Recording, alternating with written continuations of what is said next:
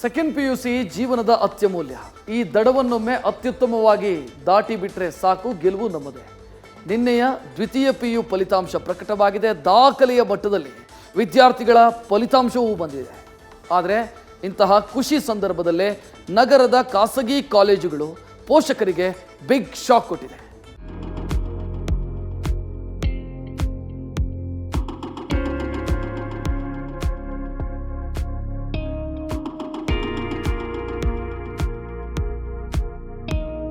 ಆಹಾ, ಅದೇನ್ ಸಂಭ್ರಮ, ಅದೇನ್ ಸಡಗರ ನೋಡಿ. ಹಗಲು ರಾತ್ರಿ ಕಣ್ಣಿಗೆ ಎಣ್ಣೆ ಬಿಟ್ಕೊಂಡು ಓದಿದ್ದ ಮಕ್ಕಳ ಕಣ್ಣಲ್ಲಿ ಯುದ್ಧ ಜಯಿಸಿದ ಆಶಾಭಾವ.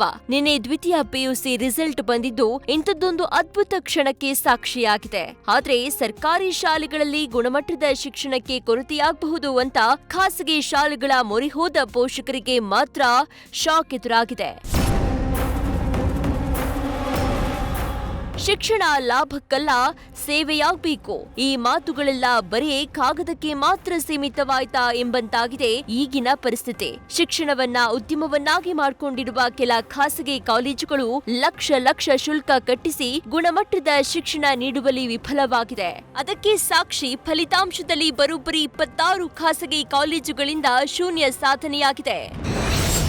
ಶೂನ್ಯ ಸಾಧನೆಯ 35 ಕಾಲೇಜುಗಳ ಪೈಕಿ ಬರೋಬ್ಬರಿ 26 ಖಾಸಗಿ ಶಾಲೆಗಳು ಸೇರ್ಕೊಂಡಿವೆ. 6 ಅನುದಾನಿತ ಕಾಲೇಜುಗಳು ಕೂಡ ಈ ಬಾರಿಯ PU ಫಲಿತಾಂಶದಲ್ಲಿ ಶೂನ್ಯ ಸಾಧನೆ ಮಾಡಿವೆ. ಇನ್ನು 2 ಸರ್ಕಾರಿ ಕಾಲೇಜಿನಲ್ಲಿ ಕೂಡ ಒಬ್ಬ ಸ್ಟೂಡೆಂಟೂ ಪಾಸ್ ಆಗಿಲ್ಲ. ಅಲ್ಲದೆ ಇದೇ ಶೂನ್ಯ ಸಾಧನೆಯ ಲಿಸ್ಟ್ಗೆ ನಗರದ ಇಂದಿರಾನಗರದಲ್ಲಿರುವ ವಿಭಜಿತ ಕಾಲೇಜು ಕೂಡ ಸೇರ್ಪಡೆಯಾಗಿದೆ.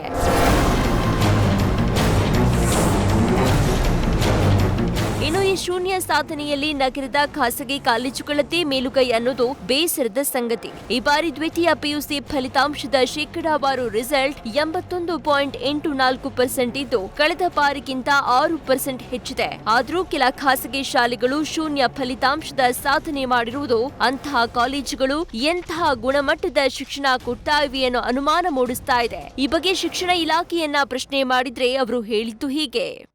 ಜಾಯಿಂಟ್ ಚೀಫ್ ಏನಿದ್ದಾರೆ, ಜಾಯಿಂಟ್ ಚೀಫ್ ಮತ್ತು ಇನ್ವಿಜಿಲೇಟರ್ ಮೇಲೆ ಕ್ರಮ ತಗೊಳ್ಳೋದಕ್ಕೆ PU ಡೈರೆಕ್ಟರ್ ಅವ್ರಿಗೆ ನಾವು ಆಗಲೇ ಪತ್ರ ಬರೆದಿದ್ದೀವಿ. ಅದು ಚೆಕ್ ಮಾಡಿ ಹೇಳ್ತೀನಿ ನಾನು ನಿಮಗೆ ಏನು ಆ್ಯಕ್ಷನ್ ಆಗಿದೆ ಅಂತ.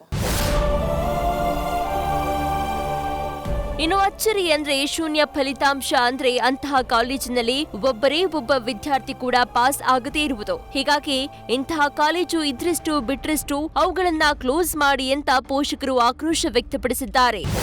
ಈ ಒಂದು ಶೂನ್ಯ ಫಲಿತಾಂಶಕ್ಕೆ ಕಾರಣ ಏನು, ಇದಕ್ಕೆ ಅಧಿಕಾರಿ ವರ್ಗ ಏನು ಹೇಳುತ್ತೆ ಮತ್ತು ಸರ್ಕಾರ ಇದಕ್ಕೆ ಏನು ಕ್ರಮ ಕೈಗೊಳ್ತಾರೆ ಅನ್ನೋದು ಒಂದು ಯಕ್ಷ ಪ್ರಶ್ನೆಯಾಗಿದೆ. ದಯವಿಟ್ಟು ಈ ನಿಟ್ಟಿನಲ್ಲಿ ಸರ್ಕಾರ ಪೋಷಕ ಸಂಘಗಳಿಗೆ ಉತ್ತರ ಕೊಡಲೇಬೇಕಾಗಿದೆ.